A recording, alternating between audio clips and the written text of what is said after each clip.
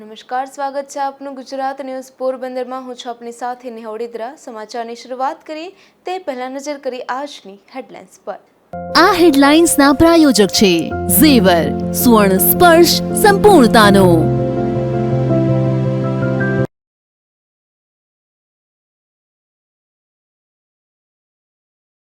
પોરબંદરના હોળી ચકલામાં જર્જરિત મકાનો ઉતારી લેવા કાર્યવાહી। ચોમાસા પૂર્વે જ તંત્રના તકેદારીના પગલાં।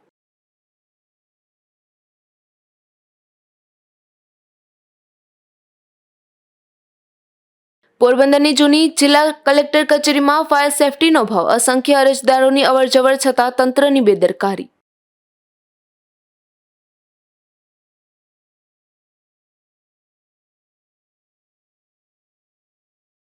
ગુજરાત ન્યૂઝ પોરબંદરની વધુ એક ખબરની અસર, બગોદર પીજીવીસીએલ તંત્રે કાર્યવાહી હાથ ધરી।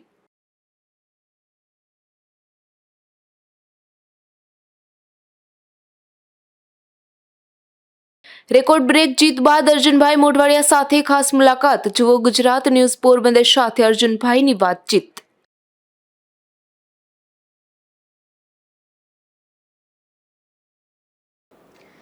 પોરબંદરમાં હોળી ચકલા વિસ્તારમાં જર્જરિત મકાનો આવેલા છે, જે પાલિકા ટીમે જહેમત ઉઠાવી મકાન માલિકનો સંપર્ક કર્યો હતો। આ મકાન ઉતારી લેવા માલિક દ્વારા કાર્યવાહી શરૂ કરવામાં આવી છે અને બાજુનું જર્જરિત મકાન ઉતારી લેવા પણ પાલિકાએ કાર્યવાહી શરૂ કરી છે। પોરબંદરમાં પાલિકાએ પ્રી મોન્સૂન કામગીરીના ભાગરૂપે જર્જરિત મકાનો અંગે સર્વે હાથ ધર્યો હતો, જેમાં 29 જેટલા અતિ જર્જરિત મકાન હોવાનું સામે આવ્યું હતું। જેમાં હોળી ચકલા વિસ્તારમાં સરાણિયા ચકલામાં પણ વર્ષોથી બંધ હાલતમાં અતિ જર્જરિત મકાન આવેલ હતું, જેમાં કોઈ રહેતું ન હતું। આ મકાન તૂટી પડે તેવી સ્થિતિમાં હોય, જેથી અહીંથી પસાર થતા લોકોના જીવનું જોખમ પણ સર્જાયું હતું, જેથી પાલિકાના બાંધકામ વિભાગના વિનોદ બથિયા સહિતની ટીમે જહેમત ઉઠાવી તપાસ કરી મકાન માલિક ઈશ્વરલાલ છગનલાલ મહેતાના નજીકના સંબંધીનો સંપર્ક કર્યો હતો અને આ જર્જરિત મકાન ઉતારી લેવા કડક સૂચના આપી હતી, જેથી મકાન માલિકે આ જર્જરિત મકાન ઉતારી લેવા મજૂરો રોકીને મકાન ઉતારી લેવાની કામગીરી શરૂ કરી છે। જ્યારે આ મકાનની બાજુમાં જ એક અન્ય જર્જરિત મકાન આવેલ છે અને તપાસ કરતા મકાનમાં કોઈ રહેતું નથી અને આ મકાનના માલિક પણ હયાત નથી તેવું જાણવા મળેલ છે। ત્યારે આ જર્જરિત મકાન પણ પાલિકા દ્વારા ઉતારી લેવા કાર્યવાહી કરવામાં આવી છે। મારું નામ પ્રદીપ દામોદર મધુસન ભટ્ટ ઉર્ફે। આ મારા સસરાનું મકાન હતું, બહુ પુરાણિક છે, જર્જરિત, કેટલા વર્ષ છે એ ખબર નથી। અત્યારે મારા 5 શાળા છે, એમાંથી 3 હયાત છે, 2 ગુજરી ગયા છે। આ એનો વારસદારમાં કોઈ છે ને, અત્યારે બધા વયા ગયા છે મકાન મૂકીને વેરાવળ। એટલે આ મકાન જર્જરિત હોવાથી દર ચોમાસે આની નોટિસ આવતી કલેક્ટર મારફત કે આ જે નુકસાન છે એ કોઈને આજુબાજુમાં થાય નહીં, રાહદારીને નુકસાન ના થાય, એટલે એની હિસાબે તમારે આ મકાન જર્જરિત છે એને રિપેર કરાવો અથવા તો પાડી નાખો। તો એના અનુસંધાને અમે નોટિસના અનુસંધાને અમે સ્વખર્ચે અમારી જે મકાનનો જર્જરિત ભાગ છે એનું કામ ચાલુ કરાવેલ છે અને એ પૂર્ણતામાં છે અને હવે એ નોટિસનો અમે ફરજ બજાવી છે અને આજુબાજુમાં કોઈ પણ મકાન એવા હોય તો પણ અમે એને સપોર્ટ કરી અને યથાયોગ્ય કરી શકીએ છીએ। હજુ પણ અનેક જર્જરિત મકાનો છે જ્યાંથી પસાર થવામાં પણ લોકો ભય અનુભવી રહ્યા છે। ગત વાવાઝોડા દરમિયાન આવા જર્જરિત મકાન પડી જતા લોકોના મૃત્યુના બનાવ પણ નોંધાયા હતા। આથી આ ચોમાસામાં આવા કોઈ બનાવ ન બને તે માટે પાલિકાએ જર્જરિત મકાનો વહેલી તકે સમારકામ કરાવી લેવા અથવા તો ઉતારી લેવા સૂચના આપી છે। પ્રી મોન્સૂન 2024ની કામગીરી અર્થે નગરપાલિકા દ્વારા જુદા જુદા વિસ્તારમાં જર્જરિત મકાનોનો સર્વે કરી અને અત્યાર સુધીમાં 29 નોટિસો આપવામાં આવેલી છે, જે પૈકી હોળી ચકલામાં સરાણિયા ચકલા પાસે 2 મકાન વધારે જર્જરિત છે, જે પૈકી એક મકાન હાલમાં તોડવાનું ચાલુ કરેલ છે। એક મકાન બાજુનું જે છે તે બિનવારસુ છે, તેના કોઈ વારસદારો કે કોઈ માલિક કે કબજેદાર કે કોઈ નથી, એટલે એ મકાન દૂર કરવાની કાર્યવાહી નગરપાલિકા હાથ ધરવાની છે અને એની બાજુનું મકાન જે પ્રાઇવેટ છે તે ખૂબ જ જર્જરિત હતું, તે ગઈકાલથી પાડવાનું ચાલુ કરેલ છે, એટલે જેટલા વધારે ડેમેજ હશે તે દૂર કરવાની કાર્યવાહી નગરપાલિકા લેવલે કરવામાં આવશે। અત્રે ઉલ્લેખનીય છે કે શહેરમાં અનેક શોપિંગ કોમ્પ્લેક્સ પણ જર્જરિત હાલતમાં છે, તેમાં કોઈ દુર્ઘટના સર્જાય તો પણ મોટી જાનહાનિ થાય તેમ છે। આથી પાલિકાએ આવા બિસ્માર્ક કોમ્પ્લેક્સ અને શોપિંગ સેન્ટર અંગે પણ સર્વે હાથ ધરી સમારકામ કરવા કડક નોટિસ આપવી જોઈએ તેવી પણ માંગ ઉઠી છે. નિપુલ પોપટ, ગુજરાત ન્યૂઝ, પોરબંદર.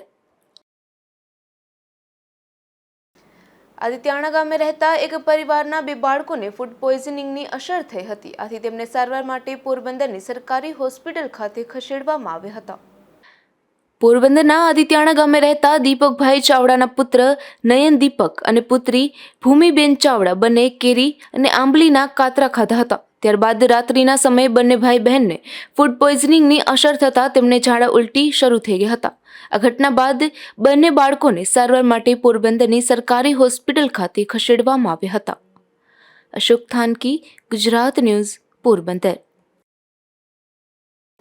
પોરબંદરની જૂની જિલ્લા કલેક્ટર કચેરી ખાતે ફાયર સેફટીની કોઈ સુવિધા નથી. અહીંયા દરરોજ આધાર કાર્ડ અને ચૂંટણી કાર્ડ સહિતની કામગીરી માટે મોટી સંખ્યામાં લોકો આવતા હોય છે. ત્યારે કોઈ મોટી દુર્ઘટના બને તે પૂર્વે વહેલી તકે ફાયર સેફટીની સુવિધા આપવી જરૂરી બની છે. પોરબંદરની જૂની જિલ્લા કલેક્ટર કચેરી ખાતે આધાર કાર્ડ, ચૂંટણી કાર્ડ કામગીરી ઉપરાંત સિટી મામલતદાર ઓફિસ, જિલ્લા રજિસ્ટ્રાર સહકારી મંડળી અને મતદાર યાદી શાખા સહિતની શાખાઓ આવેલી છે. જેથી આ કચેરી ખાતે અનેક અરજદારો આવે છે. ઉપરાંત અહીં તમામ વિભાગમાં મોટી સંખ્યામાં કર્મચારીઓ અને અધિકારીઓ પણ ફરજ બજાવી રહ્યા છે. પરંતુ આ સરકારી ઇમારતમાં ફાયર સેફટીની કોઈ સુવિધા જ નથી. આથી આગ લાગે તો મોટી જાનહાનિ થવાની ભીતિ સેવાઈ રહી છે. ખાસ કરીને વાત કરીએ તો અહીં જિલ્લાભરના અરજદારો અનેક કામ અર્થે મોટી સંખ્યામાં આવે છે. ત્યારે આગનો બનાવ બને તો નીચે ઉતરવા માટે પણ એક જ સીડી છે અને કોઈ બહાર નીકળવાનો માર્ગ નથી. સાંકડી જગ્યામાં મોટી સંખ્યામાં અરજદારો બેઠા હોય છે. ત્યારે આગ લાગે તો બહાર નીકળવામાં પણ નાશભાગ થાય તો જાનહાનિ થવાની પણ ભીતિ રહે છે. સ્થાનિક કર્મચારી એવું જણાવ્યું હતું કે 3 સ્થળોએ ફાયર સેફટીના બાટલા છે, પરંતુ ગુજરાત ન્યૂઝના રિયાલિટી ચેકમાં 2 માળમાં ક્યાંય એક બાટલો પણ નજરે ચડ્યો નહોતો. તંત્ર દ્વારા ખાનગી ઇમારતોમાં ફાયર સેફટી અંગે ચેકિંગ હાથ ધરવામાં આવી રહ્યું છે અને સેફટી ન હોય ત્યાં સીલ મારવામાં પણ આવે છે. ત્યારે આવી સરકારી કચેરીમાં પણ ચેકિંગ હાથ ધરી જરૂરી ફાયર સેફટીની વ્યવસ્થા કરવા કડક સૂચના આપવી જોઈએ તેવી માંગ ઉઠી છે. નિપુલ પોપટ, ગુજરાત ન્યૂઝ, પોરબંદર. પોરબંદરના કમલાબાગ પોલીસના ડી સ્ટાફ અને એલસીબી પોલીસે બાઇક ચોરીના એક આરોપીને ઝડપી લીધો છે. જેમાં એસએસસી ગ્રાઉન્ડમાં આવેલ સામ્રાજ પીરની દરગાહ પાસેથી એ શખ્સને ચોરીના મુદ્દામાલ સાથે ઝડપી લીધો હતો. પોરબંદરના કમલાબાગ પોલીસમાં નોંધાયેલ બાઇક ચોરીની ફરિયાદના આરોપીને શોધખોળ દરમિયાન કમલાબાગ પોલીસ સ્ટેશનના ડી સ્ટાફ અને એલસીબી પોલીસ દ્વારા પેટ્રોલિંગમાં હતા તે દરમિયાન બાતમી તેમજ નેત્રમ ટેકનિકલના આધારે પોરબંદરના એસએસસી ગ્રાઉન્ડમાં સામ્રાજ પીરની દરગાહ પાસે બાવળની ઝાડીમાં બેઠેલા વિશાલ રાજુભાઈ ચાવડા નામના શખ્સને ઝડપી લીધો હતો. આ શખ્સની પૂછપરછ હાથ ધરતા આરોપીને કમલાબાગ પોલીસ સ્ટેશન નોંધાયેલા બાઇક ચોરીની ફરિયાદનું બાઇક ચોરી કરી હોવાની કબૂલાત આપી હતી. પોલીસે આરોપી પાસેથી 3 બાઇક કબજે કરી આગળની કાર્યવાહી હાથ ધરી હતી. અશોક થાનકી, ગુજરાત ન્યૂઝ, પોરબંદર. પોરબંદરની આવાસ યોજના માટે 120થી વધુ બહેનોએ 8 વર્ષ પૂર્વે ₹5,000 ભર્યા હતા. તેમ છતાં તેઓને હજુ સુધી મકાન ફાળવવામાં આવ્યા નથી. તે અંગે આજે પાલિકા પ્રમુખને રજૂઆત કરાઈ હતી. માનવ અધિકાર આયોગના પોરબંદર જિલ્લા પ્રમુખ અશ્વિન દેવજીભાઈ મોતીવરસની આગેવાનીમાં બહેનોએ નગરપાલિકાના પ્રમુખ ડોક્ટર ચેતનાબેન તિવારીને રજૂઆત કરી જણાવ્યું હતું કે બોખીર આવાસ યોજનામાં મકાનના ડ્રો વહેલામાં વહેલી તકે કરવામાં આવે. જે ઓબીસી સમાજની બહેનો તેમજ જેમને 8 વર્ષથી ₹5,000 ભરેલા છે તેમને પણ આવાસમાં ઘરનું સપનું પૂરું થાય. કારણ કે આર્થિક પરિસ્થિતિને કારણે ભાડા ભરી શકાય તેમ ન હોવાથી તેમના સરકારની બોખીર આવાસ યોજનામાં મકાન તાત્કાલિક ડ્રો થાય તેવી વિનંતી કરી હતી. ત્યારે પ્રમુખે પણ આશ્વાસન આપ્યું હતું. આજરોજ પોરબંદર છાયા સંયુક્ત નગરપાલિકાના પ્રમુખ સાહેબ અને ચીફ ઓફિસર સાહેબને અમે આવેદન આપવા આવ્યા હતા. એમાં બોખીર આવાસ યોજનામાં જે 2,448ની જે યોજના હતી આવાસની, એમાં ક્યાંક ને ક્યાંક આ માતાઓ બહેનોએ ₹5,000ની રકમ ભરેલી હતી. છેલ્લા 8 વર્ષ થઈ ગયા. એમને વારંવાર એવું કીધું કે તમારો વારો આવી જશે, તમારો વારો આવી જશે. પણ હવે એ મકાનો જે આવાસના છે એ SC ST સમાજને 120 બાકી છે અને 5,000 ભરેલ રકમ પણ બહેનો જે છે એની સંખ્યા 120 જ થાય છે. એટલે છેલ્લી વખત મારે પ્રમુખ સાહેબ વાત થઈ હતી, એમને એવું કીધું હતું કે અમે આને કાયદા મુજબ જાશું ને જો SC ST સમાજના લોકોને આ મકાન નહીં જોતા હોય તો આ 5,000 વાળા બહેનોને અમે આપી દેશું. એટલે અમે આજે નગરપાલિકા પાસે લેખિતમાં માંગવા આવ્યા છે કે હકીકતે તમે કાયદા મુજબ આ મકાન આ માતાઓ બહેનોને આપી શકશો કે નહીં. કેમ કે આ માતાઓ બહેનોને કોકે એવું કીધું છે કે નવી આવાસ યોજના બનશે એમાં અમને મકાન આપશું. જો અત્યારે 5,000 રૂપિયા ભરેલ માતાઓ બહેનોને રકમમાં આ મકાન નથી મળતા અને આવનારા દિવસોમાં જો પોરબંદર મહાનગરપાલિકા થાય તો 1951 એક પોરબંદર નગરપાલિકા મુજબ જ્યાં બહેનોએ પૈસા 8 વર્ષથી ભર્યા છે એનો જવાબ એ ક્યાં લેવા જશે અને એમનું મકાન ક્યાં એમને મળશે. એટલે આ મારી માતાઓ બહેનોનું ઘરનું જે સપનું છે એ ચકનાચૂર ન થાય એના માટે અમે આજે આવેદન આપવા આવ્યા છે. ઉલ્લેખનીય છે કે આવાસ યોજનાની શરૂઆત થઈ ત્યારે માત્ર 5,000 જ લાભાર્થીએ ભરવાના રહેશે અને બાકીની 45,000ની રકમ સમાજ કલ્યાણ વિભાગ દ્વારા ભરવામાં આવશે તેવું જાહેર થતાં 100થી વધુ બહેનોએ 7 વર્ષ પૂર્વે 5,000 રૂપિયા ભર્યા હતા. ત્યારબાદ આજ સુધી થયેલા ડ્રોમાં પણ આ બહેનોનો સમાવેશ થયો ન હોવાથી 120થી વધુ બહેનોનું ઘરનું સપનું ચકનાચૂર થયું છે. મામજીબેન જુંગી મંજુબેન મામજી જુંગી તુમરા ભાડે રહીએ ત્યાં 5,000 ભાડું ભરીએ જ અમે અમારા છોકરા બધે. તો અમે મારે મકાન ધક્કા ખડાવો તો મકાન દે કે નહીં અમને એ પ્રમાણે અમે પછી આગળ વધીએ. અમારે મકાન જ જોઈએ અમારે વ્યાજ અમારી અટાણે વ્યાજ અમારે ભરવું પડે છે. મકાનનું વ્યાજ ઘરના ભાડા એ કેથી અમે ભરીએ. પગ અપણ છે અમારા ઘરવાળો તો કેથી અમે કરીએ. 5,000 ભર્યા જ 16માં 2000માં 2016 એમાં ભરેલા છે. અમારું તો નામાય નીકળી ગઈ ભાઈ અને 45 કલાક છે અમારા તો અમારે નામાય નીકળી ગયું. ફોર્મ ભર્યું મેં ને અમને મકાન ના દીધું મને. અમે કેટલા ધક્કા ખાધા જ અમે ત્યાં અહીં કેટલી વાર જઈએ અમે આવીએ ને બોલા કઈ રિક્ષા ભાડા બગડે છે અમારા કેટલી અમે કરીએ. અત્યારે અમારા રૂપિયા છે અમારા ધંધા કે અમારા હું અત્યારે ઘર કામ કરું છું.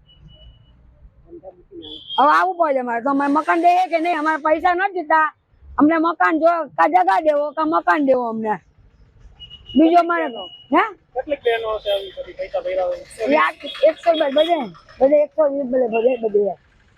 પાલિકા પ્રમુખ ડોક્ટર ચેતનાબેન તિવારીએ આ મહિલાઓની રજૂઆતને સાંભળી હતી અને નિયમ મુજબ અને યોગ્ય કરવાની ખાતરી પણ આપી હતી. નિપુલ પોપટ, ગુજરાત ન્યૂઝ, પોરબંદર. પોરબંદર ARTO તથા ટ્રાફિક પોલીસના સંયુક્ત ઉપક્રમે સ્કૂલ વાહન ચાલકો સાથે બેઠક યોજી હતી જેમાં સ્કૂલ સેફટી અંગેના નિયમોનું ચુસ્તપણે પાલન કરવા આદેશ કરાયો છે. પોરબંદર પોલીસ અધિક્ષક ભગીરથસિંહ જાડેજાની સૂચના અનુસાર ARTO તથા જિલ્લા ટ્રાફિક પોલીસના સંયુક્ત ઉપક્રમે સ્કૂલ વાહન ચાલકો સાથે ARTOની કચેરી દેગામ ખાતે મીટિંગનું આયોજન કરવામાં આવ્યું હતું. આ મીટિંગમાં શાળાથી બાળકોને લાવવા લઈ જવામાં વપરાતી સ્કૂલ બસ, સ્કૂલ વર્દીની વાનમાં જતા પરિવહનમાં માર્ગ સલામતી અંગે જરૂરી સૂચના આપવામાં આવી હતી. સરકારના 2019ના સ્કૂલ સેફટી અંગેના પરિપત્રનું ચુસ્તપણે પાલન કરવા પણ જણાવવામાં આવ્યું હતું. દરેક વાહન ચાલકોને પોતાના વાહનમાં સ્કૂલ પરમિટ ન હોય તો વેકેશન ખુલે તે પહેલા સંપૂર્ણ કાર્યવાહી પૂર્ણ કરી લઈ પોતાના વાહનોની ક્ષમતા પ્રમાણે જ બાળકોને બેસાડવા સૂચના અપાઈ હતી. દરેક વાહનમાં પ્રાથમિક સારવારની પેટી તથા જરૂરી અગ્નિશામક સાધનો બિનચૂક ફરજિયાત રાખવા તેમજ ખાનગી પાસિંગ ધરાવતા વાહનમાં બાળકોનું પરિવહન કરવું નહીં જેવા અનેક ટ્રાફિક નિયમોનું પાલન કરવા અધિકારીઓ દ્વારા સૂચના આપવામાં આવી હતી. વેકેશન પૂરું થતાં સ્કૂલ ખુલ્યા બાદ RTO તથા પોલીસ દ્વારા સ્કૂલ વાહનોનું સંયુક્ત ચેકિંગ કરવામાં આવશે. ત્યારે કોઈ વાહનમાં નિયમ ભંગ થતો હશે તો નિયમ અનુસાર કાર્યવાહી કરવામાં આવશે તેવું જણાવ્યું હતું. આ મીટિંગમાં RTO અધિકારી KG જાડેજા તથા આસિસ્ટન્ટ RTO અધિકારી DS બેરા, VM વાઘેલા, PG કુરકટિયા તેમજ ટ્રાફિક શાખાના police sub inspector KV Chauhan, KN Aghera ઉપસ્થિત રહ્યા હતા. નિપુલ પોપટ, ગુજરાત ન્યૂઝ, પોરબંદર. પોરબંદર સમસ્ત ખારવા સમાજ દ્વારા વિદ્યાર્થીઓ માટે રાહત દરે નોટબુક વિતરણ કાર્યક્રમ યોજવામાં આવ્યો હતો જેમાં ખારવા સમાજના વાણોટ સહિત આગેવાનો પણ ખાસ ઉપસ્થિત રહ્યા હતા. પોરબંદર સમસ્ત ખારવા જ્ઞાતિ દ્વારા ખારવા સમાજ પંચાયત મંદિર મઢી ખાતેથી વિદ્યાર્થીઓ માટે રાહત દરે નોટબુકનું વિતરણ કરવામાં આવ્યું હતું. આ કાર્યક્રમમાં ખારવા સમાજના વણોટ પવનભાઈ સિયાળ, અધ્યક્ષ રણછોડભાઈ સિયાળ, ઉપપ્રમુખ અશ્વિનભાઈ ઝુંગી તથા પંચ પટેલ, ટ્રસ્ટીઓ અને દાતા તથા રત્નાકર શિક્ષણ સમિતિના પ્રમુખ કાનજીભાઈ મુકાદમ તેમજ રત્નાકર સ્કૂલના શિક્ષક ગણોના શુભ હસ્તે આજે વિદ્યાર્થીઓને 25,000 નંગ નોટબુકનું વિતરણ કરવામાં આવ્યું હતું. અશોક થાનકી, ગુજરાત ન્યૂઝ, પોરબંદર. પોરબંદરના ધારાસભ્ય અર્જુનભાઈ મોઢવાડીએ છાવંત્રી ફિલ્ટર પ્લાન્ટની મુલાકાત લીધી હતી, જેમાં પોરબંદર સુધી પાણી પહોંચાડવા અંગેની વ્યવસ્થાનું નિરીક્ષણ કર્યું હતું. અર્જુનભાઈ મોઢવાડિયાએ પોરબંદરમાં પાણીની સમસ્યા દૂર કરવા માટે બુધવારે સાંજે પોરબંદર છાયા નગરપાલિકા સંચાલિત છાવંત્રી પાણી સપ્લાય ફિલ્ટર પ્લાન્ટની મુલાકાત લઈ સ્થિતિની સમીક્ષા કરી હતી. પોરબંદર શહેરને પૂરતું પાણી મળી રહે તે માટે ખંભાળા ડેમમાંથી પાણી ફિલ્ટર પ્લાન્ટ સુધી પાણી પહોંચાડવા પાઇપલાઇન નાખવામાં આવી છે, તેનું નિરીક્ષણ કર્યું. સાથે જ પાણી સપ્લાયની વ્યવસ્થા ખોરવાય નહીં અને શહેરીજનોને પર્યાપ્ત પાણીનો જથ્થો નિયમિત મળી રહે તે માટે અધિકારીઓને તકેદારી રાખવા તાકીદ કરી હતી. આ નિમિત્તે પોરબંદર નગરપાલિકાના પ્રમુખ ઉપરાંત ઉપપ્રમુખ મનીષભાઈ સિયાળ અને નગરપાલિકાના એન્જિનિયરો પણ હાજર રહ્યા હતા. Bureau report, Gujarat news, Porbandar. અઠવાડિયા પૂર્વે બડા પંથકના 100 જેટલા ખેડૂતોએ પીજીવીસીએલ કચેરીનો ઘેરાવ કર્યો હતો, જેમાં સમસ્યાઓ અંગે રજૂઆત કરી રામધૂન પણ બોલાવવામાં આવી હતી. ત્યારબાદ બગબદર પીજીવીસીએલનું તંત્ર દોડતું થયું હતું અને ગ્રામ્ય વિસ્તારોમાં કામગીરી હાથ ધરી હતી.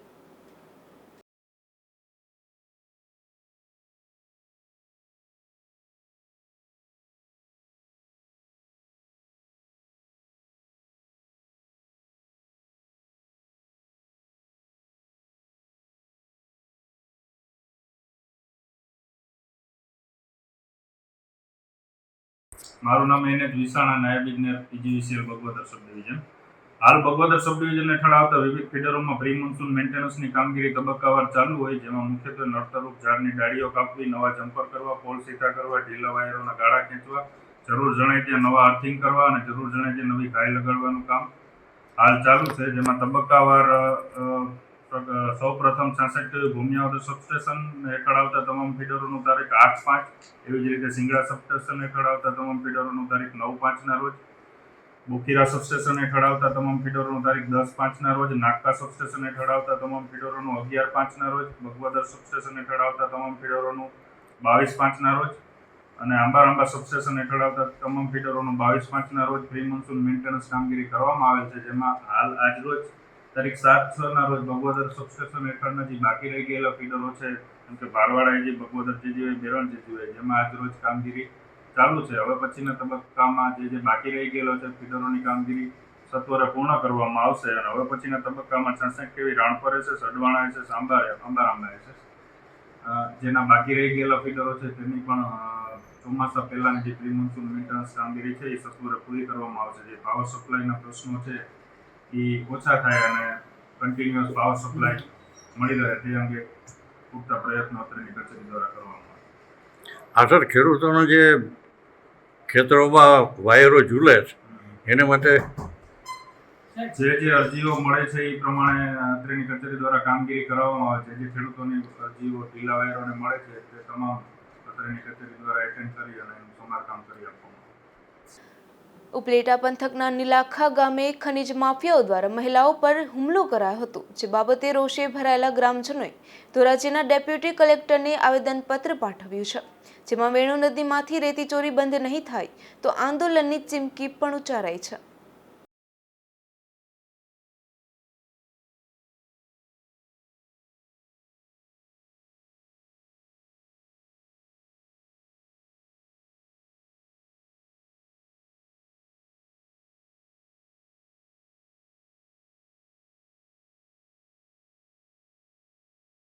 મારું નામ ચુડાસમા મુકેશભાઈ છે.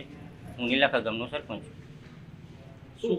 શું ઘટના ઘટી હતી? જે કાલે 4-4:30 વાગે અમારા ગામની લેડીઝો વાડીએ જતી હોય એ અરસામાં લેડીઝો ત્યાંથી નીકળવાની હોય અને ખનીજવાળા જે ભૂમાફિયા દ્વારા અમારા ગામની બૈરાઓને 3 થી 5 જણીઓએ બાઈઓને હાથ પગ માથામાં લાગેલા છે, ધોકા પાઇપ વડે હુમલો કરેલ છે. તેને એડમિટેડ માટે જુનાગઢ હોસ્પિટલ સિવિલમાં દાખલ પણ કરેલ છે. આજે શું કર્યું? આજે અમે ગામ લોકો સમસ્ત મળીને ડેપ્યુટી કલેક્ટર ધોરાજી આવેદનપત્ર આપ્યું છે. તમારી માંગ પૂરી કરવા માટે શું કરશું? અમારી માંગ જો આ નહીં પૂરી થાય તો સમસ્ત ગામ લોકો દ્વારા હિજરત કરવા પણ તૈયાર છે. મારું નામ જલુ મહેશ ભુરાભાઈ, ગામ નીલાખા. અમે અત્યારે ડેપ્યુટી કલેક્ટરે આવેદન આપવા આવ્યા છીએ સમસ્ત ગામ લોકો કે અમારા ગામમાં જે બિનઅધિકૃત રેતી ભરાય છે, જે ભૂમાફિયાઓ ગામ લોકોને પરેશાન કરે છે, એ મુદ્દાથી આપવા આવ્યા છીએ. કાલે અમારા ગામની 5 થી 7 મહિલાઓને ઢોરમાર મારવામાં આવ્યો છે, ધારિયા અને પાઇપુથી. આની પહેલાં પણ અમારા ગામના છોકરાઓના 2ના ટાંગા ભાંગવામાં આવ્યા હતા. એની પહેલાં પણ એકવાર એવો પ્રશ્ન આવ્યો છે. અવારનવાર ગામ લોકોને પરેશાન કરે છે, મારે છે, મારી નાખવાની ધમકીઓ આવે છે. અમારી એટલી માંગ ને એટલી રજૂઆત છે કે આ રેતી બાબતનો પ્રશ્ન અમારો કાયમી હલ થાય. રેતી ત્યાંથી ભરવાની સરકાર તંત્ર ના મંજૂરી આપી દે ભૂમાફિયાઓને, અને આ કાયમી ધોરણે બંધ કરાવે છે. શું કહેશો? અગાઉ પણ આવા બનાવ બન્યા છે. પોલીસ તંત્ર કે અથવા અન્ય કોઈ તંત્રએ આમાં પગલાં લીધા છે? જોઈએ એવા કાંઈ ખાસ પગલાં લીધા નથી. પગલાં લીધા હોય તો આ પ્રશ્ન પાછો આવે નહીં. કડકમાં કડક કાર્યવાહી કરે આ લોકો તો આ પ્રશ્ન બીજી વાર આવવાનો જ નથી. શું તમારી માંગ શું? અમારી માંગ એ જ છે કે આ બધું બંધ થઈ જાય, ગામ લોકોને હેરાન કરવાનું બધે બંધ કરી દે. જો બંધ નહીં થાય બંધ નહીં થાય તો અમે ગામ ઉગ્રથી ઉગ્ર કોઈ પણ પગલાં લેવા તૈયાર છે. ધોરાજીના પંચેશ્વર મહાદેવ મંદિર ખાતે શનિ મંદિર પણ આવેલું છે, જેમાં શનિ જયંતિ નિમિત્તે ધાર્મિક કાર્યક્રમોનું આયોજન કરવામાં આવ્યું હતું. આ પ્રસંગે મહાપૂજા, આરતી અને મહાપ્રસાદીનો અસંખ્ય લોકોએ લાભ લીધો હતો.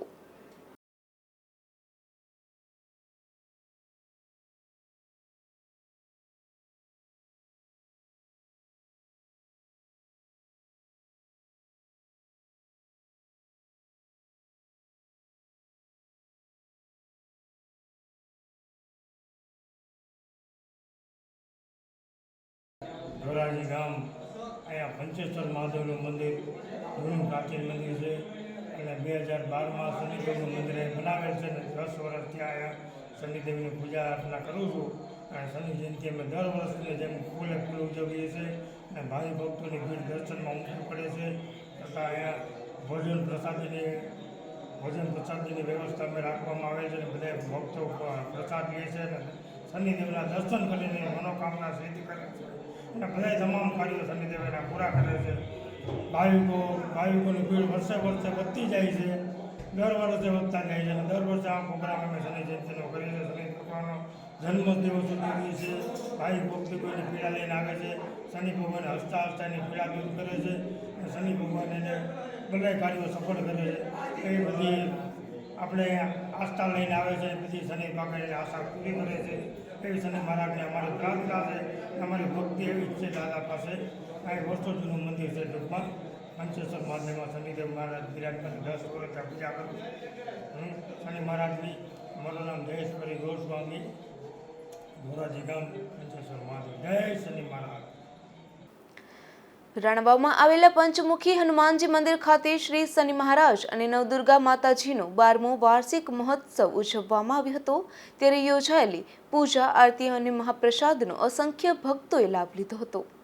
પોરબંદર નજીકના રાણાવાવ ખાતે આદિત્યાણા રોડ પર સૌરાષ્ટ્ર સિમેન્ટ ફેક્ટરીના ગેટની સામે આવેલ પંચમુખી હનુમાનજીના મંદિર તારીખ 6 જૂન 2024ના રોજ શ્રી શનિ મહારાજ અને નવદુર્ગા માતાજીનો 12મો વાર્ષિક મહોત્સવ ધામધૂમથી ઉજવાયો હતો. પંચમુખી હનુમાનજી મંદિરના મહંત શ્રી મોતીગીરી બાપુ, ગુરુશ્રી લલિતગીરીજી તથા પૂજારી સંગમગીરી અને ભક્ત મંડળ દ્વારા શ્રી શનિ મહારાજ અને નવદુર્ગા માતાજીના 12મા વાર્ષિક મહોત્સવનું ભવ્ય આયોજન કરવામાં આવ્યું હતું, જેમાં ગુજરાત સહિત અન્ય રાજ્યના મંદિર તથા આશ્રમોના સંતો મહંતો ઉપસ્થિત રહ્યા હતા અને મહાપ્રસાદનું આયોજન કરવામાં આવ્યું હતું.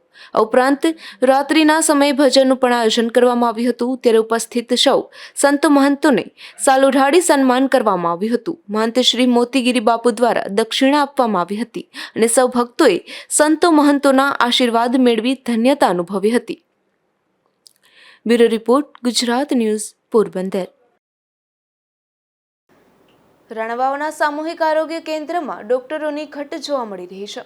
આરોગ્ય કેન્દ્રમાં દર્દીઓ મોટી સંખ્યામાં આવતા હોય છે, પરંતુ અહીં માત્ર 2 જ ડોક્ટર હોવાને કારણે દર્દીઓને મુશ્કેલી પડી રહી છે. આ સામૂહિક આરોગ્ય કેન્દ્રમાં 4 જેટલા ડોક્ટરોની જગ્યા સામે માત્ર 2 જ તબીબો ફરજ બજાવે છે, જેથી અહીં પૂરતા સ્ટાફની નિમણૂક કરવા પણ માંગ ઉઠી રહી છે.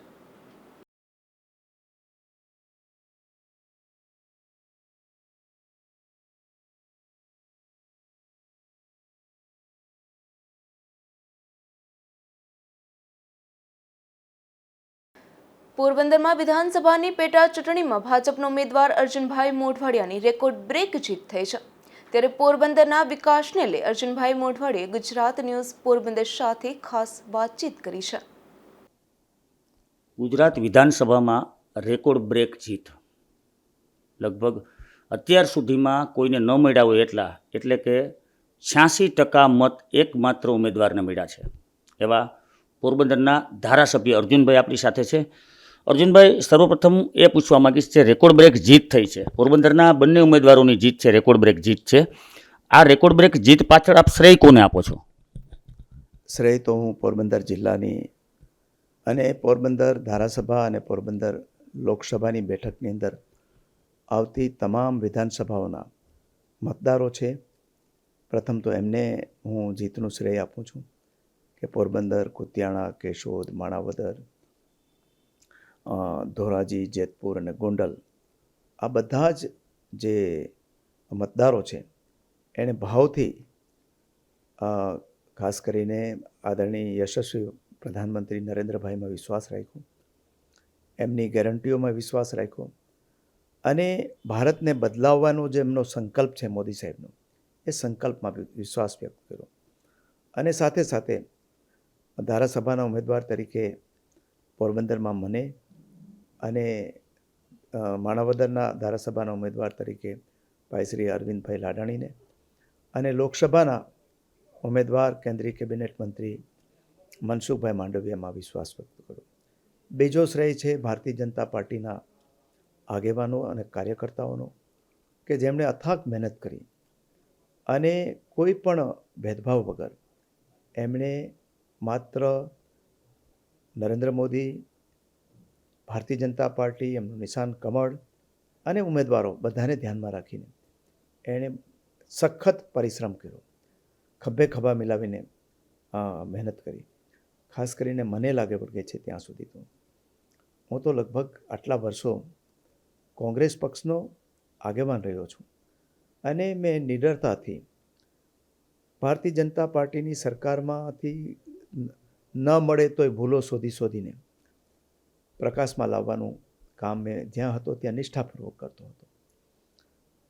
એની કોઈ કટુતા રાખ્યા વગર વડાપ્રધાન નરેન્દ્રભાઈ, આદરણીય ગૃહમંત્રી અમિતભાઈથી શરૂ કરીને ગુજરાતના નેતૃત્વ સુધી અને છેક પોરબંદરના નેતૃત્વ સુધી મને માનપૂર્વક સ્વીકાર્યો તો ખરો જ, પણ પોરબંદરને લાગે વળગે ત્યાં સુધી ભારતીય જનતા પાર્ટીના કાર્યકર્તાઓએ જાણે હું એમના પરિવારનો સભ્ય હોય એમ ગણીને કોઈ પણ જાતની જાણે અમે કોઈ દિવસ સામસામે હતા જ નહીં અને જે કાંઈ હતા એ એક રમતનો ભાગ હતા એમ માનીને એમણે બધાએ ભાવપૂર્વક મને સ્વીકાર્યો. અને લગભગ આ ચૂંટણી છે હું કોઈ પણ ટેન્શન વગર, કોઈ ચિંતા વગર, કોઈ નાના મોટા કોઈ ડર વગર અને ખાસ મોટા મારા તરફથી પરિશ્રમ વગર કાર્યકર્તાઓ અને આગેવાનો ચૂંટણી લડ્યા છે. અને એ કાર્યકર્તાએ દિવસ રાત મહેનત કરી અને પોરબંદર વિધાનસભા, પોરબંદર લોકસભામાં અમને ભારે બહુમતીથી વિજય બનાવ્યો. ખાસ કરીને પોરબંદરની જિલ્લાની જનતાને જો નજરમાં રાખીએ તો અહીંયા પોરબંદર વિધાનસભાની 1,17,000ની લીડ, જે રેકોર્ડ બ્રેક લીડ છે. ભાગ્યે જ કોઈ વિધાનસભામાં આટલી લીડ મળતી હોય છે. હું તો 182 સીટની વાત કરું છું. અને એમાંય આ તો પેટા ચૂંટણી હતી, એમાં આ આટલી લીડ મને પણ મળી અને આખા જિલ્લાની અંદર મનસુખભાઈ માંડવિયાને પણ 1,85,000ની લીડ. આ પણ એક રેકોર્ડ ઇટસેલ્ફ છે આટલી 2 બેઠકમાંથી. એટલે અડધો હિસ્સો તો પોરબંદરની જનતાએ ભારતીય જનતા પાર્ટીને લીડમાં એનો કન્ટ્રીબ્યુશન આપ્યું છે, ભાવ આપ્યો છે. આ બધાની અંદર હું કે મનસુખભાઈ તો ઉમેદવાર હતા, પ્રતીક હતા, પણ જે કાંઈ મતદાન થયું છે એ માનનીય વડાપ્રધાન નરેન્દ્રભાઈને પર વિશ્વાસ રાખીને કે એ પોરબંદરના જીવનની અંદર બદલાવ લઈ આવશે એમ માનીને બધાએ ભાવપૂર્વક મતદાન કર્યું છે. મતદારોનો અને ભારતીય જનતા પાર્ટીના કાર્યકર્તાઓનો, તમામ સામાજિક અને બીજી શૈક્ષણિક સંસ્થાઓ છે જેમણે પણ અમને ઉત્સાહથી મદદ કરી. બહારથી આવેલા બિનરાજકીય કાર્યકરો હોય, આગેવાનો હોય, એમણે પણ અહીંયા આટલા દિવસો રોકાઈને મદદ કરી. એટલા માટે એમનો ખૂબ ઋણ સ્વીકાર કરું છું અને એમનો આભાર માનું છું. અર્જુનભાઈ, જેવી રીતે આપણે વાત કરી કે મોદી ગેરંટી ઉપર લોકોએ વિશ્વાસ કર્યો છે, પરંતુ વર્ષ 2022નું જે ઇલેક્શન હતું, આપ કોંગ્રેસમાં હતા ત્યારે પણ લોકોએ ભાજપનો જે સત્તા પક્ષ હતો તેને છોડી લોકોએ અર્જુન મોઢવાડિયા પર વિશ્વાસ કર્યો હતો. ફરીથી રિપીટેશન થયું છે પેટા ચૂંટણીમાં અને જંગી લીડથી રિપીટેશન થયું છે. તો પોરબંદરની જનતા ક્યાંક ને ક્યાંક અર્જુનભાઈ પાસે અપેક્ષા રાખતી હોય તેવું જે મતદાન થયું છે તેના ઉપરથી 22 અને 24ની ચૂંટણી ઉપરથી આપણે સર્વે કરી દઈએ તો ખાસ કરીને અર્જુનભાઈ એ પૂછીશ કે એસએસસી હતી, મારણા મિલ હતું, એચએમપી હતી, આ બધા ઉદ્યોગો ભૂતકાળમાં બંધ થઈ ગયા છે. આજે પણ પોરબંદરમાં ઉદ્યોગો નથી અને તેના પરિણામે દર વર્ષે અનેક પરિવારો એક પ્રકારની હિજરત જેને કહી શકાય, પોરબંદર છોડીને બીજા શહેરોમાં ધંધા રોજગારી માટે જઈ રહ્યા છે. તો પોરબંદરના લોકોને ક્યાંક ને ક્યાંક અર્જુનભાઈ પાસે ઉદ્યોગોને લઈને અપેક્ષા હોય. શું વિઝન છે આપણું ઉદ્યોગોને લઈને? અહીંયા પોરબંદરની અંદર જે ક્ષમતાઓ પડેલી છે એ તો અકલ્પનિક ક્ષમતાઓ છે. અહીંયા આપણી પાસે તમે કીધું એમ આટલા 4-5 જે મોટા ઉદ્યોગો છે બંધ થયા છે. એના ઐતિહાસિક કારણો છે. મિલો આખા દેશમાં હતી, બધી જગ્યાએ બંધ થઈ ગઈ કારણ કે ટેકનોલોજી અપગ્રેડ થઈ નહીં. અમદાવાદ આપણું માન્ચેસ્ટર ગણાતું તો એમ બધી મિલો બંધ થઈ ગઈ. લગભગ 80-90 મિલો ત્યાં હતી. મુંબઈમાં આટલી હતી, બીજી જગ્યાએ હતી, રાજકોટમાં હતી, બધી જગ્યાએ મિલો બંધ થઈ. અને અહીંયા એ સિવાયના કારખાનાઓ હતા સિમેન્ટના. એ સિમેન્ટના કારખાનાઓમાં પણ એસએસસી કંપનીએ કોઈ અપગ્રેડેશન કર્યું નહીં, એને કારણે બંધ થઈ. હવે એ બંધ થયો ઇતિહાસ બની ગયો. એમાં પડવાથી કંઈ મતલબ નથી. એનો બોધપાઠ બધાએ લેવાનો છે. પોરબંદરમાં આપણે વાત કરીએ, બહુ મોટી વાત છે કે ભાઈ પોરબંદરની સમસ્યા આ છે કે નવી પેઢી પોરબંદરમાં રોકાતી નથી અને બહાર સાહસ કરવા પહોંચી જાય છે. પણ એ નવી પેઢીને કહેવું પડશે ને બહારના લોકોને કહેવું પડશે કે પોરબંદરમાં ક્ષમતાઓ પડેલી છે અને એ ક્ષમતાઓ બહાર લઈ આવી શકાય એમ છે. અને મને આ વખતે વિશ્વાસ છે કે જ્યારે કેન્દ્ર સરકાર ફરીથી બની રહી છે ભારતીય જનતા પાર્ટીની આગેવાનીમાં, એમાં આપણા જે ગુજરાતના જ પનોતા પુત્ર નરેન્દ્રભાઈ ત્રીજી વખત વડાપ્રધાન બનવા જઈ રહ્યા છે, ત્યારે ક્ષમતાઓને બહાર લઈ આવવાની છે. એ ક્ષમતાઓ કઈ છે એ હું કહેવા માગીશ. મોદી સાહેબ જે જગ્યાએ હાથ મૂકે છે એ જગ્યા જ્યાં જેવી રીતે લોખંડની અંદર પારસમણી મૂકીએ અને ટચ થાય ને સોનું થઈ જાય, એવું પરિવર્તન એના જીવનમાં લઈ આવે છે. ગુજરાતની અંદર જ 2004માં મોદી સાહેબે રણોત્સવ કરવાનું કચ્છના રણમાં શરૂ કર્યું. હું એમની મજાક કરતો હતો એ વખતે કે કચ્છના રણમાં શું તમે પ્રવાસીઓ કેવી રીતે જશે? શિયાળામાં ફ્રીઝિંગ ટેમ્પરેચર, ઉનાળાની અંદર પાણી ઉકળી જાય એવી ગરમી, કોઈ માણસો નહીં, એક વૃક્ષ નહીં, કેવી રીતે થશે? પણ એ કચ્છના સફેદ રણની અંદર ડિસેમ્બર પછી જે ડેઝર્ટ ફેસ્ટિવલ રણોત્સવ થાય છે, એ રણોત્સવમાં ત્યારે શરૂઆતમાં થોડા લોકો જતા હતા. ઇવન સરકારનો ખર્ચ થતો હતો એ પણ માથે પડતો હતો અને અમે મજાક કરતા હતા મોદી સાહેબને. એ રણોત્સવ આજે જેટલા દિવસો ચાલે છે એટલા દિવસ જે ટેન્ટ નગર બને છે એમાં ટિકિટો નથી મળતી, બધું જ ઓનલાઈન બુકિંગ થઈ જાય છે. એટલું જ નહીં, એનો જે ધોરડો વિલેજ છે આજે એ વિશ્વનું બેસ્ટ પ્રવાસી વિલેજ તરીકે, પ્રવાસી ગામ તરીકે યુનેસ્કો દ્વારા પસંદગી થઈ એની.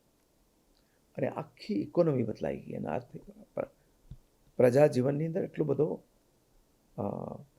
એનું ઉધરોગતિ તરફ વિકાસ થયો. ત્યાં ધંધો રોજગાર ખૂબ વિકસી ગયા. એવો જ સ્ટેચ્યુ ઓફ યુનિટી બનાવતા હતા. સરદાર સાહેબની સ્ટેચ્યુ ઊંચી બનાવીને શું કામ છે આપણે એમ કહેતા હતા ત્યારે. હું મજાક કરતો હતો.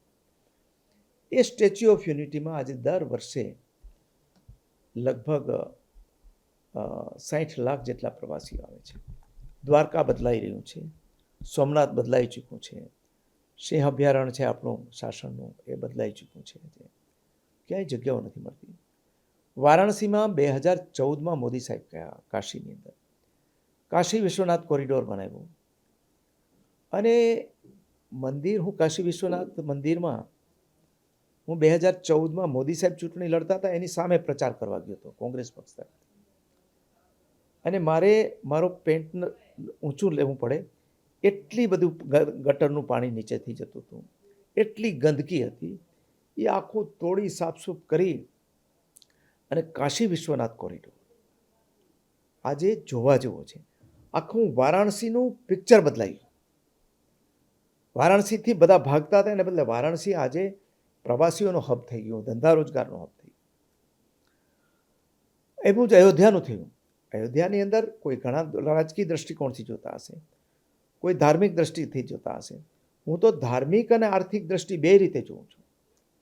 ભગવાન રામ સૌનું આસ્થાનું કેન્દ્ર હતું, બધા ઈચ્છતા હતા મંદિર બને, અને બન્યું ત્યાં મંદિર બન્યું. એનાથી ધાર્મિક આસ્થા પૂરી થઈ છે એવું નહીં, પણ અયોધ્યાની અંદર જે લોકો રહે છે એનું જીવન બદલાઈ ગયું.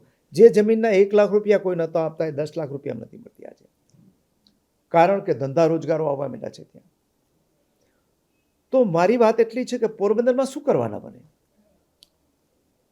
ગોવાની ઇકોનોમી આખું બીચ ટુરિઝમ પર ચાલે છે, દીવની બીચ ટુરિઝમ પર ચાલે છે. તો પોરબંદરનો આવડો મોટો દરિયા કિનારો છે, તો ગોવા જેવો કે દીવ જેવો બીચ આપણે આટલા માધવપુરથી મ્યાણી સુધીના પટ્ટાની અંદર કેમ ન બનાવી શકીએ?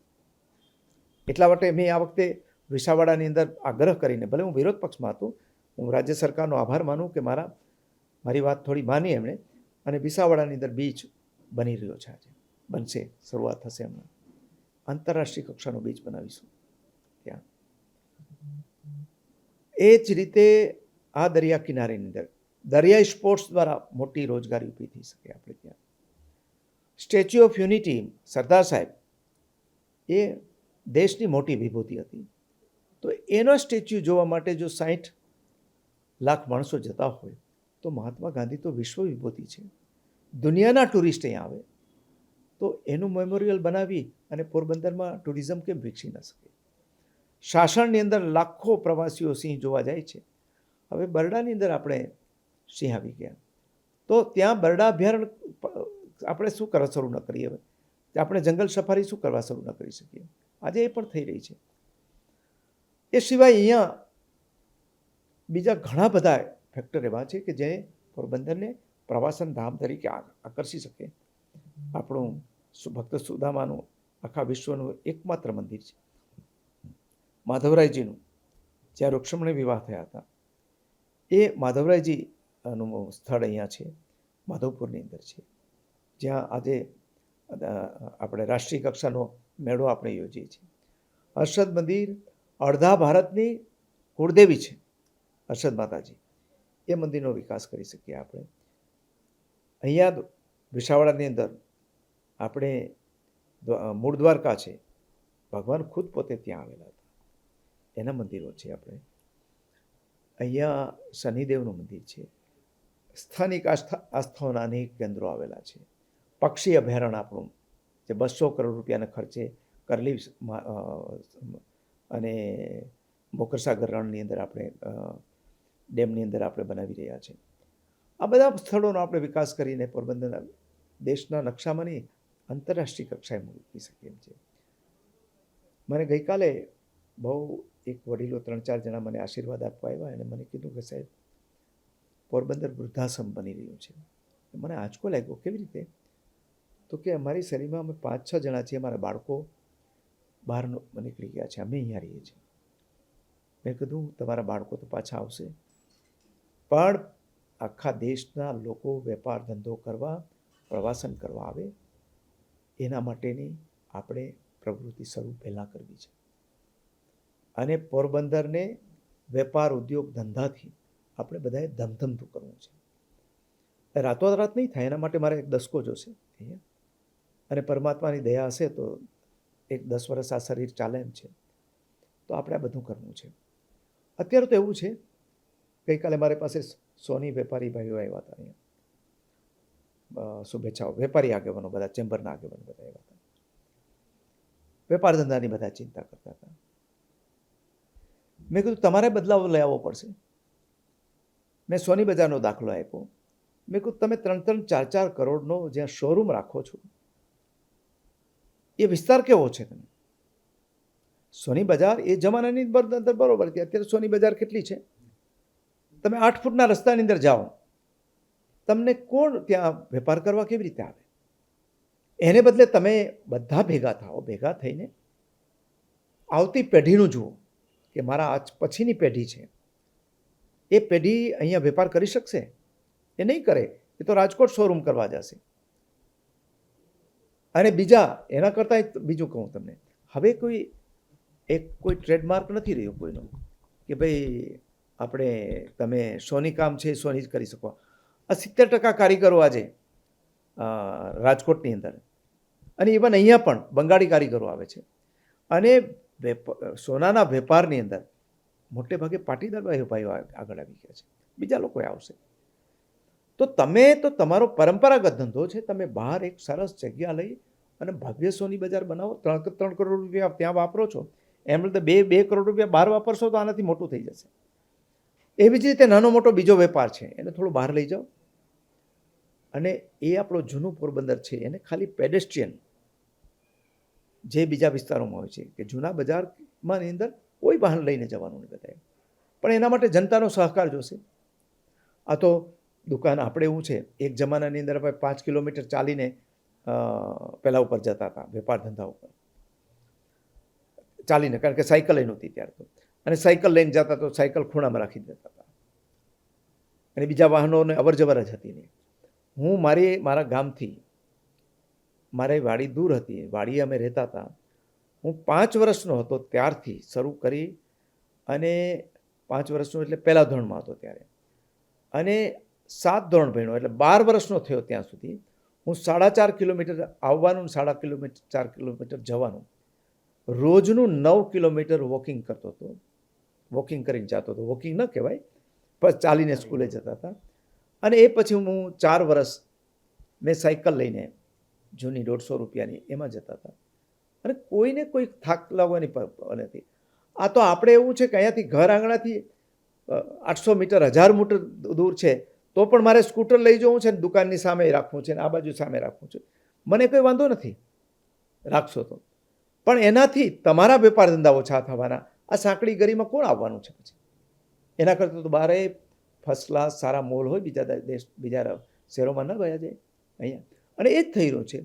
પોરબંદરમાં આટલી ક્ષમતાઓ હોવા છતાં આપણે ત્યાંથી વેપાર માટે, લાકડા માટે, ફર્નિચર માટે, કપડાં માટે, ઝવેરાત માટે, બધા માટે, ઇવન બિલ્ડિંગ મટીરિયલ માટે આપણે બીજા શહેરોમાં જઈએ છીએ. શું કરવું? આપણે પણ જવું જોઈએ.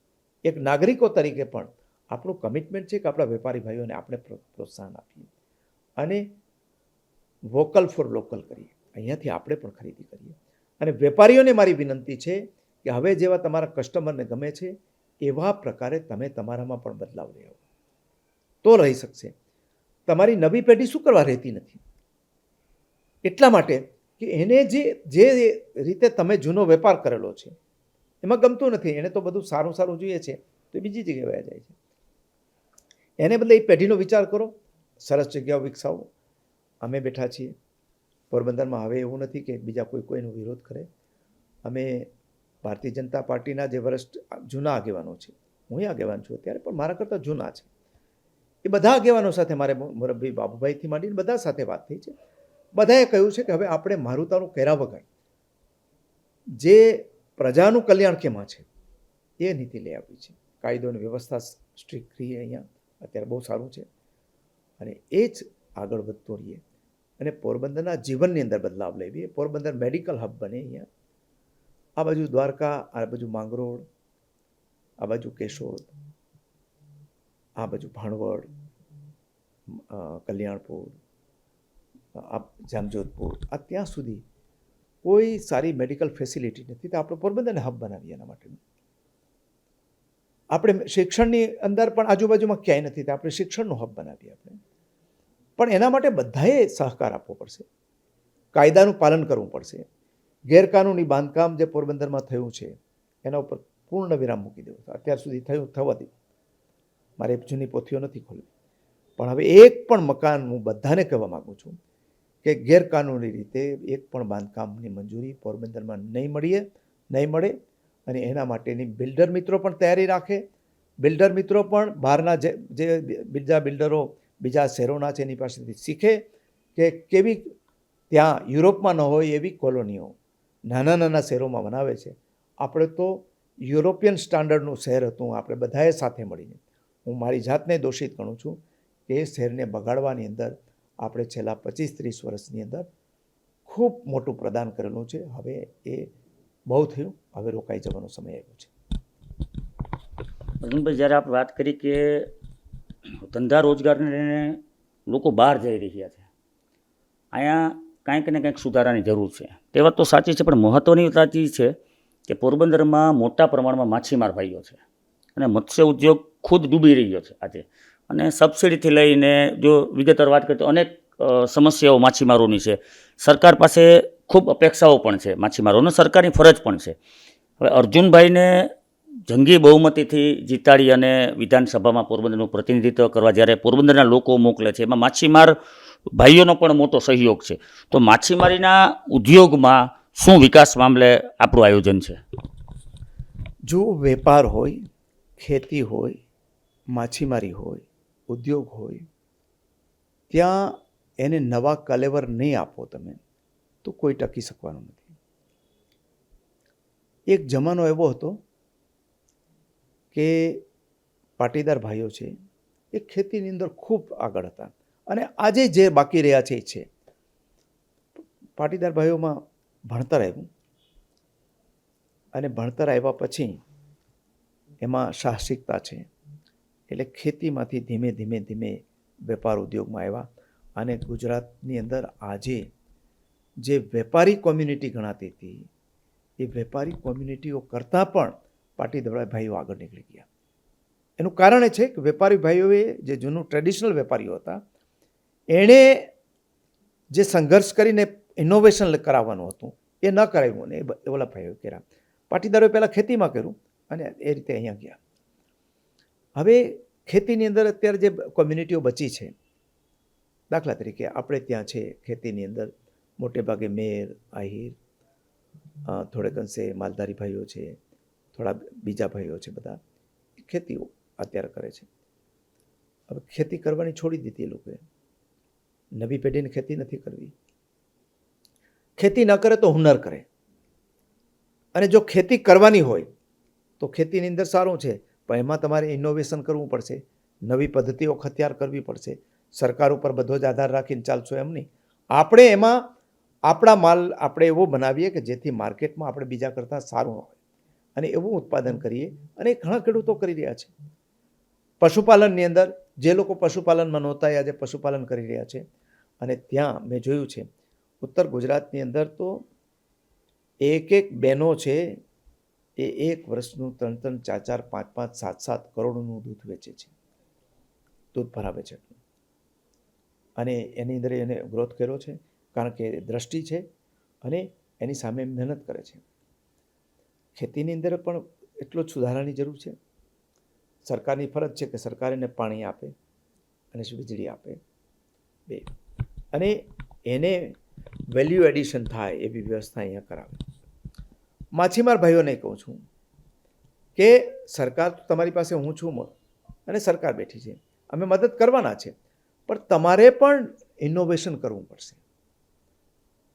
ઇનોવેશન વગર કંઈ ચાલવાનું નથી. ટ્રેડિશનલ જેમ પહેલાં હલેસાથી કરતા હતા, હવે એમ કે હલેસાથી જ કરવું છે કે સડવાળા બોટથી જ મારે કરવી છે, ફિશિંગ વાયબલ નહીં થાય કોઈને. આજે એમાંથી ડેવલપ કરીને આપણે આજે મોટી 20 મીટર જેટલી બોટ લાંબી, અને એ પણ આપણે અત્યારે 50 લાખ, 60 લાખ, 70 લાખ રૂપિયા સુધીની બોટ બનાવીએ છીએ આપણે. પણ ટ્રેડિશનલ એ નહીં છે. અને પછી એમાં આપણે લાઇન ફિશિંગ કરીએ, ટ્રોલિંગ કરીએ, દરિયો ખોતરી નાખીએ અને એની અંદર બધું સરકાર ઉપરને ભરોસે રાખીએ તો ન થાય.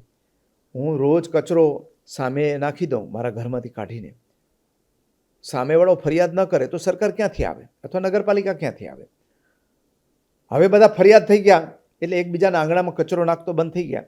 એમ હવે જો માછીમાર આગેવાનો અવાજ ઉઠાવે છે આ લાઈન ફિશિંગ ઉપર, ટ્રોલિંગ ઉપર, આ બધા ઉપર, અને જો એવું એ અટકાવશું નહીં તો એ ચાલવાનું નથી. બીજું, ઘરની અંદર એક બે જે 2-3 દીકરાઓ હોય તો એકાદને અંદર જઈને પણ અનુભવ કરવો જોઈએ કે ભાઈ દરિયાની અંદર ચાલો મારે આ એક ફેરી કરવા જવું છે અહીંયા, અને એમાં ઇનોવેશન કરવું પડે. અત્યારે માંગરોળ છે, માંગરોળમાં ઇનોવેશન ખૂબ થાય છે અને ત્યાં બધા સાથે મળીને સહકારી પ્રવૃત્તિથી પોતાનું ભંડોળ પણ ભેગું કરે છે, ઇવન લોન પણ પોતાનામાંથી આપે છે. વેરાવળ હબ બની ગયું છે આજે ફિશિંગનું. એનું કારણ એ છે કે ત્યાં આખા દેશના વેપારીઓ ત્યાં આવે છે. વેરાવળની અંદર મને વેરાવળના 2-4 ફિશરમેન ભાઈઓ આવ્યા હતા.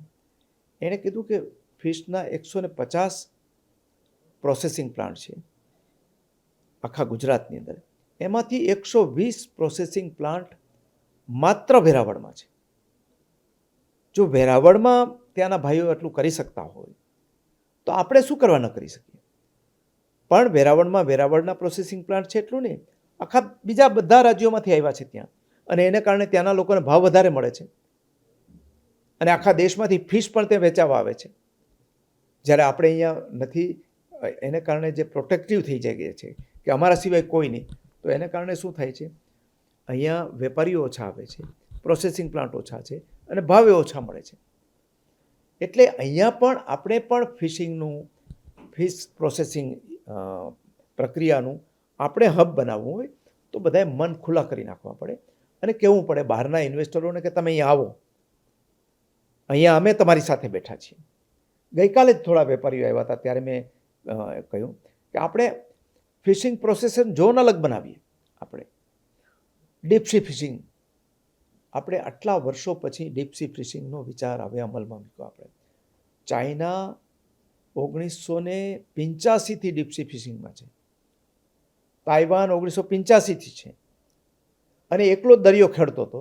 હવે આપણે જાગ્યા ડીપ સી ફિશિંગમાં, તો હવે આપણે પણ ડીપ સી ફિશિંગની અહીંયા જ્યારે હવે નવેસરથી આવી રહ્યું છે ત્યારે પોરબંદરને આપણે હબ બનાવવું જોઈએ. એને 4 મીટર 4.5 મીટરનો ડ્રાફ્ટ જોઈએ, તો આપણે એના માટેનું નવું બંદર પણ જોશે અહીંયા. અને નવું બંદર કરવું હોય તો આજુબાજુમાં ક્યાંક જવું પડે, એની તૈયારી રાખવી પડે.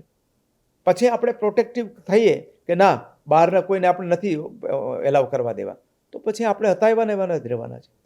એટલે બધાને મારી વિનંતી છે કે બધા મગજ ખુલ્લું કરો. મારે ફિશિંગ કરવા જવું નથી, મારે હવે ખેતી કરવા જવું નથી. મેં ખેતી ખૂબ કરી લીધી, મારે નથી જોવી.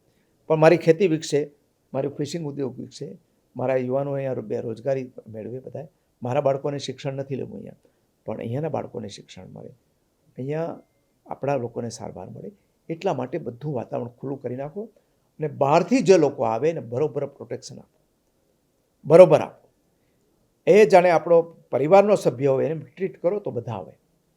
બાકી એને કેમ ખાઉં કરતા હોઈએ ચારે બાજુથી તો અહીંયા કોઈ આવવાનું નથી. અને પછી દોષનો ટોપલો આપણે સરકાર ઉપર ઢોળીશું એનો મતલબ નથી. એના માટેની જવાબદારી આપણી જ છે. ભૂતકાળની અંદર અહીંયા ઉદ્યોગો આવવાની કેટલાની તૈયારી હતી, ના એવા, એના માટેના જવાબદાર આપણે જ છીએ બધા. અને એમાંથી બહાર નહીં આવી આપણે તો પછી દોષ દેતા રહેશું આપણે. અને જે વડીલોએ કીધું કે આ વૃદ્ધાશ્રમ બનશે તો એવું મારે બનવા દેવું નથી, હું તો એની સામે કરવાનો છું. પણ મારી પ્રજાને, પોરબંદરની જનતાને વિનંતી છે કે હવે બદલાવ લઈ આવો. અને ખાસ કરીને મારા યુવાન મિત્રો છે એને વિનંતી છે કે આ ભવિષ્ય તમારા બધાનું છે.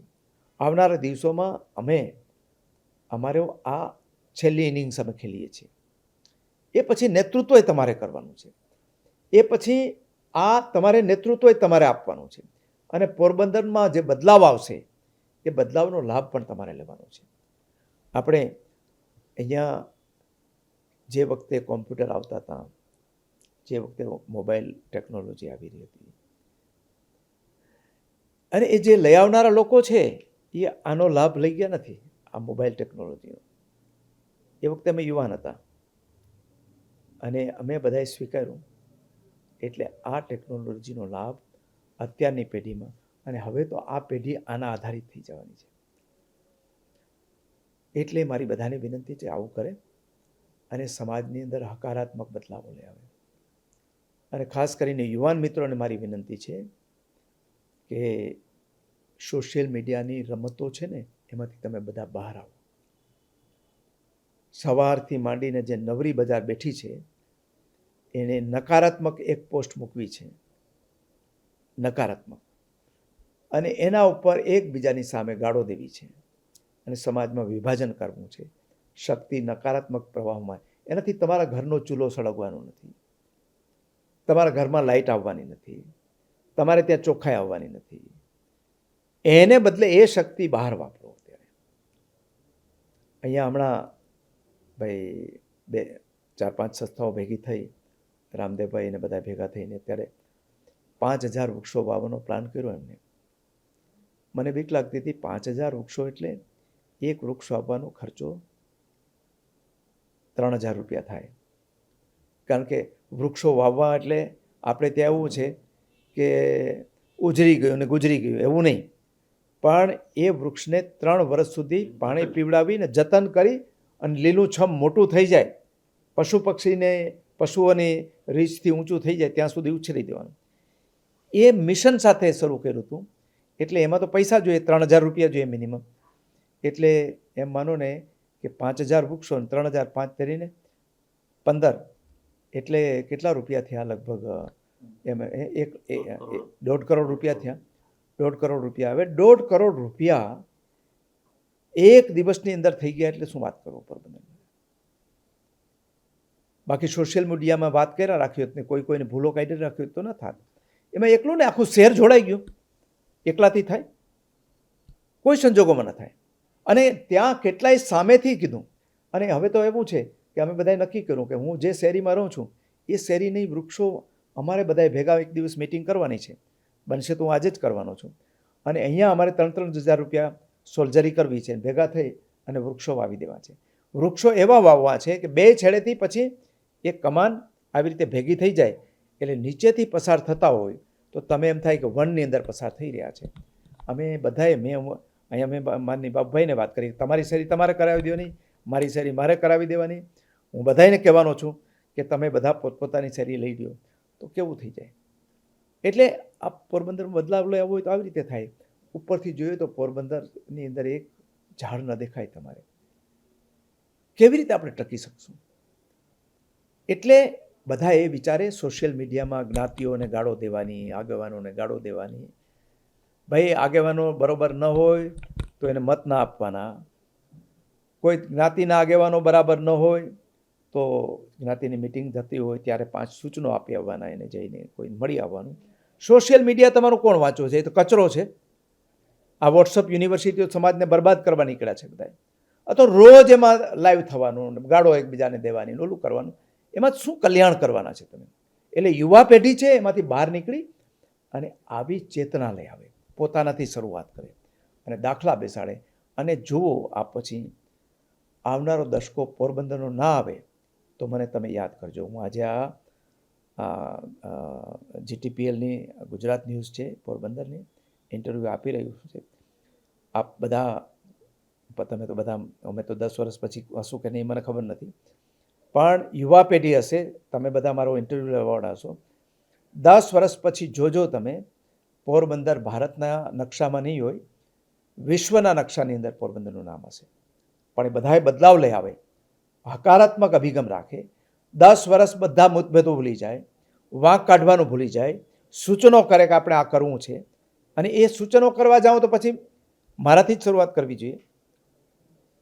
હું એમ કહું વૃક્ષારોપણ થવું જોઈએ તો સામે કોઈ પૂછવું જોઈએ કે તે કેટલા વૃક્ષો વાવ્યા છે.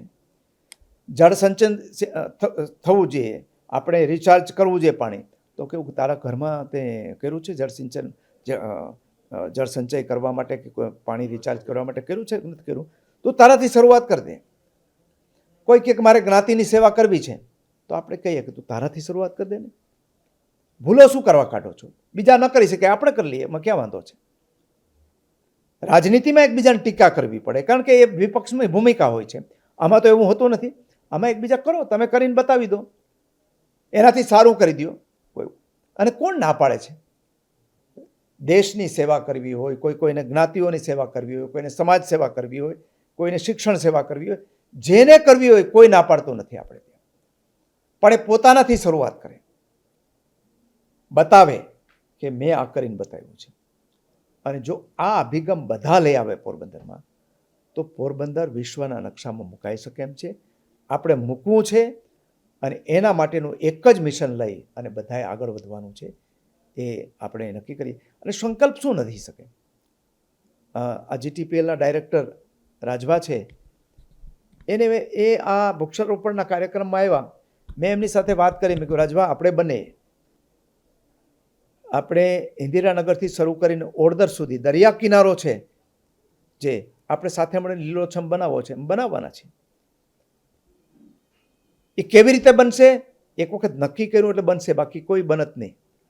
હું સૂચન કરવા જાઉં કે ભાઈ તમે બનાવો,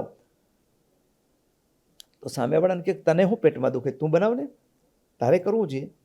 એને બદલે એમ કહે કે આપણે બનાવવું છે બધાએ ભેગા થઈને, અને એ મુહિમમાં જોડાય. કોણ ના પાડવાનું છે? અરે આ પોરબંદરની અંદર આટલા બધા વેપાર ધંધાની ક્રાઇસિસ વચ્ચે આ નવયુગ વિદ્યાલય છે. એ નવયુગ વિદ્યાલયના ભૂતપૂર્વ વિદ્યાર્થીઓએ ભેગા થઈને આખું નવયુગ વિદ્યાલયનું હેરિટેજ રિસ્ટોરેશન કર્યું. જેવું તેવું નહીં, હેરિટેજ રિસ્ટોરેશન કરવું એટલે નવું આધુનિક મકાન બનવા કરતાં મોંઘું થાય. બીજા તો કોઈ, મને તો આજે વિચાર આવે છે કે બહેનોની સંકલ્પ શક્તિ કેટલી હશે. આજે બહેનો આર્થિક રીતે સ્વતંત્ર નથી. મારી પાસે હું 10,000 રૂપિયાનું દાન દેવું હોય તો મારી જાતે દઈ આવું, પણ મારી પત્નીને દેવું હોય તો મને પૂછવાનું અને ઓલાની અંદર. અને પછી હું ખચકાતા કહું કે 1,500 રૂપિયા દઈ આવજે. આ તો એ બહેનોએ બધે ભેગી થઈ અને એ બહેનોએ બનાવી દીધું. એટલું જ નહીં, એને ના પાડી કે હવે મારે ડોનેશન નથી જોઈતું. તો એ સંકલ્પ કરી શકે તો આપણે જુવાનિયાઓ શું કરવા ન કરી શકીએ? પોરબંદરના નાગરિકો શું કરવા ન કરી શકીએ? બધો જ બદલાવ લઈ આવી શકીએ. આપણે આ બદલાવ લઈ આવવો છે. અને મને શ્રદ્ધા અને વિશ્વાસ છે કે પોરબંદરની નવી પેઢી છે એ બદલાવ લઈ આવશે. એટલું જ નહીં, આપણે માઇગ્રેશન થતું અટકાવીશું અહીંયાથી, જે બહાર જાય છે ભણવા અને વેપાર ધંધો કરવા. એટલું જ નહીં, આપણે રિવર્સ માઇગ્રેશન શરૂ કરાવીશું અને બહારના લોકો આવે એવું વાતાવરણ કરાવીશું. અને હું બીજા બધા બહારના લોકોને કહું છું કે અમારા બધાના ખોડિયામાં જીવ હશે ત્યાં સુધી તમારા વેપાર ધંધાનું, તમારા બધા સોમાનનું અને એ બધાનું અમે અમારા જીવના ભોગે રક્ષણ કરીશું. તમારી સામે કોઈ આંગળી ચીંધે તો હું બેઠો છું, એમ હું પોરબંદરના નાગરિકોને કહેવા માગું છું. અને કોઈને પણ હેરાનગતિ કે પરેશાની આવે, તમારા વેપાર ધંધાના ડિસ્પ્યુટ હોય એમ સોલ્ટાવવાનું મારું કામ નથી. એ તમારે કોર્ટોમાં કે બીજી કચેરીમાં નિપટાવી લેવાના. કોઈ ઝડઝપટ કરવા આવે, અપમાન કરવા આવે તો હું બેઠો છું. એ કોઈ સંજોગોમાં નહીં થવા દઈએ. મેં પહેલાંય કીધું હતું જ્યારે 2002માં ચૂંટાયો હતો ત્યારે, અને આજે પોરબંદરના નાગરિકોને કહું છું કે એના અંદર તમે બધા નિશ્ચિત રહ્યો, સ્વમાનથી હકથી રહ્યો અને હકથી અને સ્વમાનથી વેપાર ધંધો કરો અને એમાં પ્રગતિ કરો. એવી મારી તમને બધાને શુભકામનાઓ છે. ખૂબ ખૂબ આભાર અર્જુનભાઈ. 2022 અને ત્યારબાદ 24માં પ્રજાએ જેની માથે કળશ ઢોળ્યો તે અર્જુનભાઈ મોઢવાડિયાનું ભવિષ્ય માટે ઉદ્યોગ ક્ષેત્રે, પ્રવાસન ક્ષેત્રે, શિક્ષણ ક્ષેત્રે અને આરોગ્ય ક્ષેત્ર સહિતના લગભગ તમામ ક્ષેત્રોએ ખૂબ મોટું વિઝન છે. પરંતુ એક નકારાત્મક અભિગમ બહાર કાઢવાનો, નાગરિકોનો સહકાર, વેપારીઓનો સહકાર, માછીમારી ભાઈઓનો સહકાર, એટલી જ તેમની અપેક્ષા છે. નિપુલ પોપટ સાથે અશોક થાનકી, ગુજરાત ન્યૂઝ, પોરબંદર. સમાચારની સમાપ્તિ પહેલા ફરી નજર કરીએ આજની હેડલાઇન્સ પર. આ હેડલાઇન્સના પ્રાયોજક છે ઝેવર, સુવર્ણ સ્પર્શ સંપૂર્ણતાનો.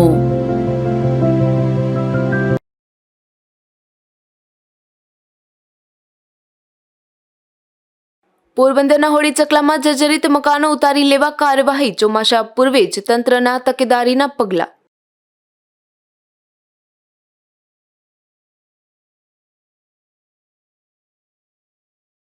પોરબંદરની જૂની જિલ્લા કલેક્ટર કચેરીમાં ફાયર સેફટીનો અભાવ, અસંખ્ય અરજદારોની અવરજવર છતાં તંત્રની બેદરકારી.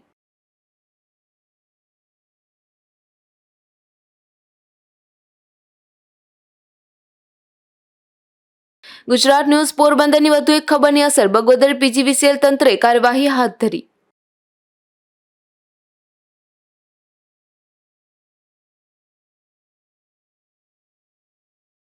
રેકોર્ડ બ્રેક જીત બાદ અર્જુનભાઈ મોઢવાડિયા સાથે ખાસ મુલાકાત. જુઓ ગુજરાત ન્યૂઝ પોરબંદર સાથે અર્જુનભાઈની વાતચીત.